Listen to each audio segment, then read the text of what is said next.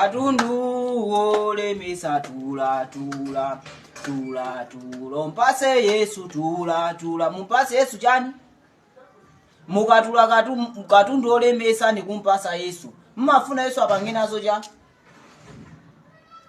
Mukasiya kunama kwanu, mukatula miseche yanu, mukatula chigololo chanu ndi kumakampasa Yesu. Mufuna Yesu apange nazo chani? Mufuna Yesu abwereso azafe pa mtanda kachikena. Chifukwa tulendo yamba uja anthu atatula zintchito zawo zolemesazo ndi kumpasa Yesu, Yesu adakaonongeka nazo pa mtanda. Ndiye ulendo uno mukazitulaso ndi kumpasa Yesu. Mufuna Yesu abwereso azafe pa mtanda. Katundu ameneyo ndi wake wa Satana. Mukamatula katundu wanu olemesayo, mwini wake ni Satana. Tikamasiya ntchito pa kampani, timatenga katundu amene kampani latipasa kuti tizigwirisa ntchito. Ukasiya ku kampani tikusayinirana kuti abwana katundu wanu nduyu ine tasiya ntchito. Chimodzimodzi so nkhani imene ya katundu wanuyo.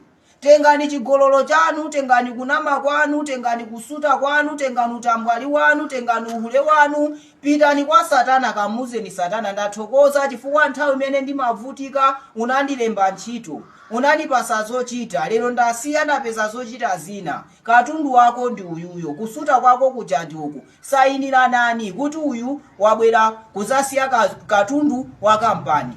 Soro mukantula katundu wa kampani uja, ndiye kuntenga katundu wa kampani ya Satana kuti mukampase Yesu. Mupalubale wanji?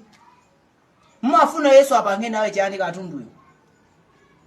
Inu zona mukatenge katundu wa ku kampani kwa Satana kuti mukampase Yesu pali nzeru? Kapena Yesu mmamuonerera mmantenga Yesu ukhala ngati ndani? Achisi kapena musewero latu kuferanji? Iyo ayosa mapangana choncho. Osa mapangana choncho. Komanso Yesu anapanga graduate guys. Yesu panopa sangala ndile zimenezo. Yesu panopa anasintha malevo, pano Yesu so sinzathu iyayi. Panopa Yesu anasintha levo, pano ali kulemerero. Ndipo iwe sungapeze mwayoti pako kampasire katundu wakoyo. Ayi, mwayo mene ukulibe sungopeze ngakhala utayesera.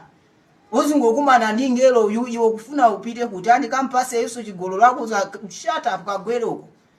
Akufuna chani akumane ndi bwana ayi bwana ali busy, bwana akufuna akuchirisa odwala. Osa mampasa busy Yesu iya. Yesu ali busy. Katundu wanu yo tulani, mwini wake ni Satana. Mukatula mukakabwenza katundu yo, mupite no kwa Yesu. Ambuye ziko chifukwa ndinu Mulungu okhulupirika. Ine ndinali mwana olowerera koma mawu anu akundisimikizira kuti ngakhale mwana olowerera abwerere kwa Atate wake. Ine ndabwerera. Ambuye Yesu ndikhululukireni. Ndi Ambuye Yesu akakudinda chidindo pa cha Mzimu Woyera. Basi zako zatheka. Eyetu. Ha.